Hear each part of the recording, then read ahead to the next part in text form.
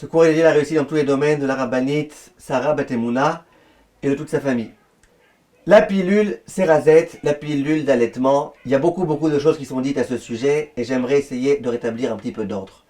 Vous savez que quand une femme, elle vient d'accoucher et qu'elle allaite, quelquefois, elle a, avec l'autorisation d'un rave, l'autorisation de se servir d'un moyen de contraception. Tout d'abord, je rappelle qu'avant de se servir de contraception, on demande l'autorisation à un rave. En effet, le fait d'avoir des enfants, c'est une mitzvah, c'est un devoir, et de vouloir refuser cette chose-là, c'est quelque chose pour lequel on doit avoir l'accord d'un rave compétent en la matière. Les femmes qui allaitent, elles ne peuvent pas se permettre de prendre n'importe quelle pilule. Elles doivent prendre des pilules microdosées. Genre Cerazette, il n'y en a pas beaucoup des pilules microdosées. Et l'un des effets secondaires de cette pilule, c'est qu'elle entraîne très souvent beaucoup de saignements. Alors quelques petits points que j'aimerais vous dire. Tout d'abord, il y a des gens, certains rabbinim qui veulent dire que dès lors qu'une femme, elle se sert de la pilule Cerazette, à chaque fois qu'elle est avec son mari, elle doit faire une vérification interne avant d'être avec lui. Parce que comme on sait que cette pilule est censée engendrer des saignements, va vérifier avant la relation qu'il n'y a pas déjà eu du sang. Je ne pense pas qu'on soit obligé de faire ça. Si une femme, elle veut être mahmira, se montrer rigoureuse et faire ça, il y a peut-être sur quoi se reposer, mais en tous les cas, la plupart des décisionnaires, ils disent que c'est pas la peine, c'est pas nécessaire. Si tu vois que toi, tu es bien réglé avec cette pilule-là, c'est pas la peine d'obliger chaque femme, avant chaque relation, à faire une vérification interne, et peut-être même au contraire, il vaut mieux pas, on ne cherche pas les problèmes. La halakha, elle dit que quand le mari voit sa femme faire une vérification juste avant la relation, il commence à se poser des questions, peut-être qu'elle a vu quelque chose, il risque de s'écarter d'elle, tout ça, c'est quelque chose qui n'est pas souhaité. Deuxièmement, il y a certains médecins qui veulent dire, t'inquiète pas, même s'il y a du sang, de toute façon ça ne rend pas nida. Pourquoi? Parce qu'on sait très bien que le sang il provient de cette pilule-là.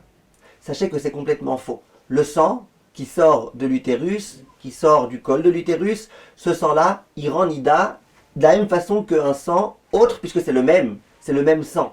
Quelle est la cause? Qu'est-ce qui fait qu'il y a du sang qui coule? Peu importe. Du sang qui coule, ça rend nida. Bien évidemment, selon les halachot de nida, les halachot de la pureté familiale, selon la quantité qu'il y a eu, selon le support sur lequel on a vu cette tâche, etc., etc. Donc évidemment, une femme qui est sous pilule et qui dit j'ai des saignements, qu'elle appelle un rave pour savoir si elle est devenue impure ou pas, parce que c'est très important. Troisièmement, tous les médecins s'accordent à dire que cette pilule-là microdosée, il faut faire attention à la prendre à la même heure, exactement à la même heure, tous les matins à 9h du matin, tous les soirs à 8h du soir.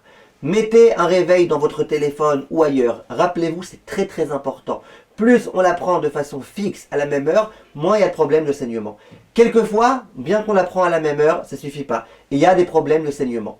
Alors là, ce que les médecins recommandent, c'est de passer à 2 par jour. 2 par jour pendant 2 semaines d'après certains, pendant 3 semaines d'après d'autres, de passer à 2 par jour et de façon évidemment régulière, à la même heure exactement. Et dans beaucoup de cas, ça empêche, ça limite le nombre de tâches qu'on peut retrouver. Une chose est sûre, c'est que même des femmes qui en prennent 2 par jour et qui prennent à la même heure, il y a des fois des problèmes. Moi, j'ai eu quelquefois des filles de gynécologues ou alors des belles filles de gynécologues qui m'ont appelé, qui m'ont dit on a tout essayé de faire. Ma mère ou ma belle-mère, elle a tout tenté, elle a essayé 2 par jour, elle a essayé ceci, elle a essayé cela, elle m'a donné tous les conseils qu'elle ait rien à faire. Et dans ces cas-là, on a dû passer à une autre pilule, on a dû tenter autre chose.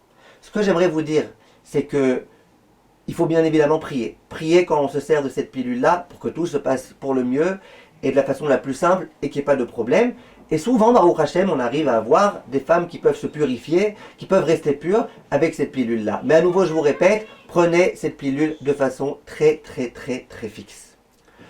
Ce que j'aimerais enfin vous dire de façon claire, c'est que on ne cherche pas les problèmes. Ça veut dire une femme qui est sous cette pilule et qui sait qu'elle est matière à avoir des taches, on lui recommandera bien évidemment, premièrement, de mettre des sous-vêtements de couleur pendant toute la période, qui est la période hors Shiva Nekim. Pendant les 7 jours de propreté, on demandera de mettre du blanc. Certains rabbanim, dans certains cas, seront peut-être un petit peu plus mekilim, un peu plus indulgents, mais en tous les cas, pendant la période qui n'est pas Shiva Nekim, on met des vêtements de couleur, on ne regarde pas le papier, on ne cherche pas les problèmes. Et quand il y a des questions qui se posent, on téléphone immédiatement à un rave compétent, qualifié, pour pouvoir savoir quelle attitude à avoir. Be'atzlacha et à bientôt.